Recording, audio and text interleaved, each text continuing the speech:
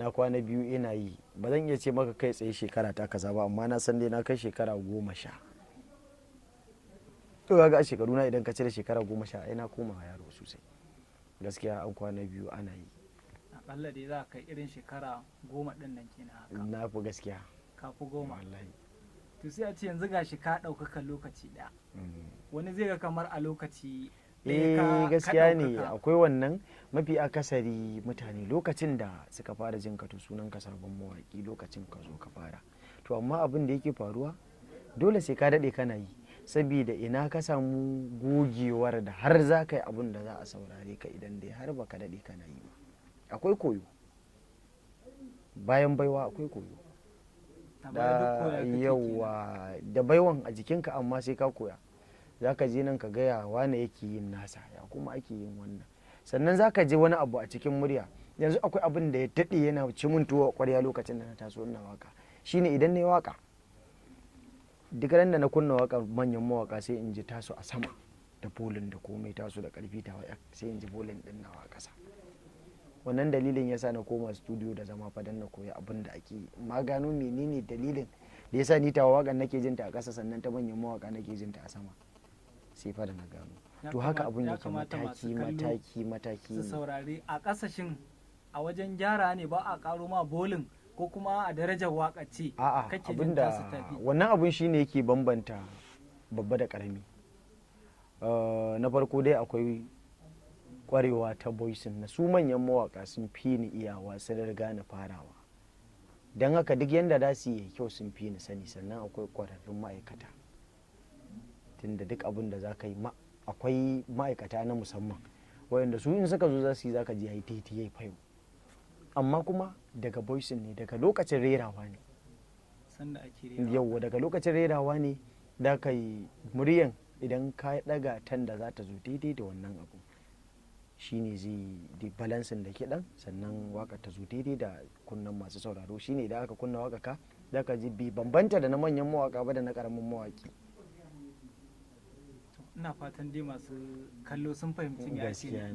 Gaskiya. To sai a ce sanda ka fara waka dama ka sa rai kana da wani ƙwarin gwiwa da kake tunanin zaka zo wannan lokacin, ko kuma kana yi kawai dai Allah ne ka haka wannan lokacin baka taba tunanin haka ba? A'a, gaskiya ina da ƙwarin gwiwa, domin na farko lokacin da na ji a raina zan kama waka ka'in da na'in, sai da na samu iyayena, sai da na samu babana na ce ni waka nake so zan dinga yi. Ya ce min to Hamisu idan dai har hakan ya fi alkhairi Allah ya sama albarka a ciki. Ka ganna da ƙwarin gwiwa. Ba na mantawa lokacin da na je na yi waka ta, na zo gida ringidi ana ta min dariya, irin wakar ka san abun ka na dan koyo. Mama na sai take cewa in dai Hamisu ne a yanda na san shi wata rana sai kun tafa masa. Tana ɗaya daga cikin wanda ta ƙara maka. Alhamdulillah, to kaga na samu hope. Wannan dalilan su ne a zuciyata. Sannan in zan tafi studio mama na nake na zo in ce na tafi, in da a ce min a da lafiya Allah ya tsare kuma Allah ya bada abin da aka je nema, idan na dawo kuma a ce min sanna da zuwa gidanmu. Kaga zan samu ƙwarin gwiwa cewa in dai har da gaske addu'an iyaye karɓaɓɓiya ce to wata rana zan yi nasara. To wannan ƙwarin gwiwan shi nake kwana da shi nake tashi har na kawo kuma haka. To wani kira za ka yi ga su mawaƙa yanzu masu tasowa? To gaskiya kiran da zan yi shine shawara satar amsa. Kuma duk mutumin da zai abu ya fara neman yadda iyayensa, idan dai har da yadda iyaye, to ko da wani ne ma zai taimaka maka, idan dai har kana da kusanci da iyayenka ya fi jin ƙwarin gwiwar ya taimaka maka saboda ya san zaka kai labari. Duk mutumin da ya taso yana biyayyar iyaye Allah bai barin shi ya ta gayyara. To kaga babu yanda za a yi ka ci gaba dai idan ba za ka yi nasara ba. To shawara ta shi ne a yi da yaddar iyaye, yadda gida, sannan sai a yi wa na gaba kuma biyayya. Shi ne. To idan muka koma cikin waƙoƙin da ka yi daga lokacin da ka fara waƙa zuwa yanzu, wacce waƙa ce ta fi wahalar da kai wajen yin ta kuma kake ganin kamar ita za ta fi karɓuwa a cikin waƙoƙinka? A'a, gaskiya idan an samu magana ta zo min a biyu. Na yi waƙar da ta fi wahalar da ni, wadda ba zan manta cewa ta wahalar da ni ba, sannan kuma waƙar da na sa wa rai shi ma daban. Yanzu kaga yawa waƙar da na tafi wahalar da ni a kankin kaina ita ce Hamra. Akwai waƙar da na yi Hamra 'yan mata da nake ba da labarin hawan ɗorayi waye na yi ta 15 ga azumin shekarar da na yi ta bayan sallar la'asar zuwa magarba ana ɗan shan wahala. To a tsakankanin wannan lokacin na yi waƙan ga kishirwa, sannan kuma gashi waƙar tana buƙatar dogon numfashi. Wannan abun ya matuƙar wahalar da ni, sannan ina yi kaina yana kullewa. To da haka yawwa da haka ne wannan waƙar. Na sha wahala sosai a wannan waƙar. Ina fitowa daga ofis ɗina ana kiran sallan magariba, sai na ce to alhamdulillah, na je muka sallah sannan muka zo, sai ma da na je na sha ruwa sannan na zo na saurara ma me ma na ce tukun. To kaga wannan waƙar na tabbatar da ta wahalar da ni, sannan kuma sai waƙar da ni a raina na sa wa rai ita ce waƙar ke ce, waƙar da nake cewa duniya ke kika samu farin ciki na, idan ba kewa za na bai wa kauna. To amma kuma sai ya zama a wannan lokacin mafitane sun raja'a a kan shimfiɗar fuska, wanda a wannan lokacin ne kuma idan ka bani in ka ce wata waƙa na fi so, har yanzu zan ce maka na fi son ke ce. A yanzu wacce ce bakan damiya kake na? Shimfiɗar fuska, tunda ita mutane suka zaba. Ai kaga duk abin da al'umma suka ciro maka, ke ce na fi son a duniya ke kika zama farin ciki na ne a kan kaina. Abin da yake faruwa mafi akasari mutane abin da suke so ba zai yiwu ka yi kai nasara ba.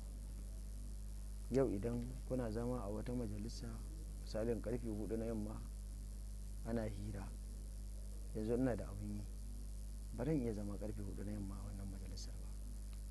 Idan na daina zuwa me ya kamata in yi? In na dawo sai in tsaya mu gaisa da su mu wuce gida. To idan dai har ban zauna an yi hira da ni ba, yanzu girman kai nake, shine manufan mutane. Abun kuma da na sani shine duk abin da za ka yi sai ka ta'allaka dukkanin tunaninka a kansa, zai zama ka sami wannan abu.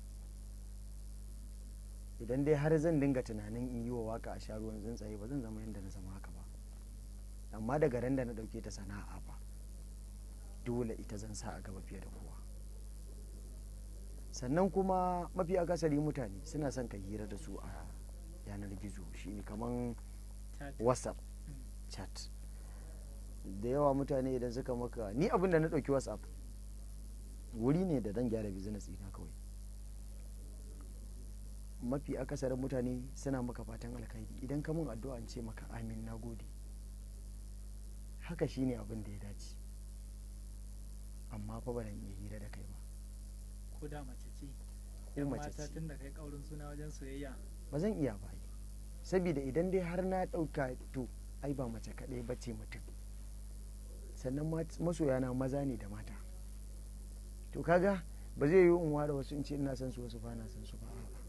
Duka ina son su, amma abin da nake so mutanen su fahimta shine dole in dinga samun lokacin yin tunani. Idan har na daka ta wayata, to ba zan yi aikin da nake burge su don shi ba. Na dai san duk kiran, duk chatin din saboda waka ne. To idan dai har ina wannan chat din, ina wannan kodayaushe a hankali na yana kan waya, Allah da tun na daina burge su. Ba za ka samu lokacin da za ka yi tunanin waka. To ai yawan kiran yini ake, ana kira, ana turo sako da ka kunna data har sako da ganin baka kaman gyada ake raba ta. To yaya kake tunanin zan yi da waya, ya zan yi da aiki na, ga kuma sana'ata ina kallo? Ba zai yiwu ba. Wani abun dole kai ka bar wani abu. Amma magana girman kai, na yi imani da cewa Allah shi ya dan adam ya karrama shi, sannan ni ba jahili ba ne ba. Karatu na bangaren addini ma ya fi bangaren boko yawa. To kaga na san menene hukuncin girman kai. Ni ba zan yi girman kai ba, domin na tabbatar idan na yi Allah zai karya ni, zan dawo ƙasa. Na san dan adam Allah ya yi shi da daraja, yanda ya yi ni haka ya yi kowa, sannan kowa da tasa baiwa, sai dai ta wani ta bayyana, ta wani bata bayyana ba. Musamman wannan waka, da yawa mutanen duniya suna da baiwar waka, rashin gwadawa ne yake sa ba sa gane suna da baiwar waka. To ka gani ko me zai sa dan ina da baiwar waka in fito in girman kai wa al'umma, bayan su suke so na? Duk mutumin da ya tattaki ya zo inda nake, to yana iya gane ni ba mai girman kai bane ba, domin zai ga za mu zauna bi hira in karrama shi gwargwadon iko na, gwargwadon iyawata. Amma yau ban san ka ba, ta yaya da ka kawo magana a wasan sai ka ce min meye labari, sai kuma in hau baka labari ne? Magana fa ta Allah. Idan muka waiwaya sai mu kalli gaskiya ai, sai ka ce min meye labari kawai ni kuma sai in hau baka labari. Idan ban baka labari ba wai girman kai ne da ni, ba zai yiwu ba. Ka fatanin mutanen da suke da ɗaukaka sunansu mutum abu ɗaya a gurin al'umma, ka kula. Tun da na taso ina yaro na san akwai superstars a cikin al'umma namu, wannan society namu ana samun shahararru, amma da aka ji mutanen gari suna ce musu masu girman kai. Babu wanda aka cire ba shi da girman kai, kowa yana da shi. Ka san me yasa? Su duka Allah ya ba su ɗaukaka, amma idan ba su da ɗaukaka ba su da girman kai.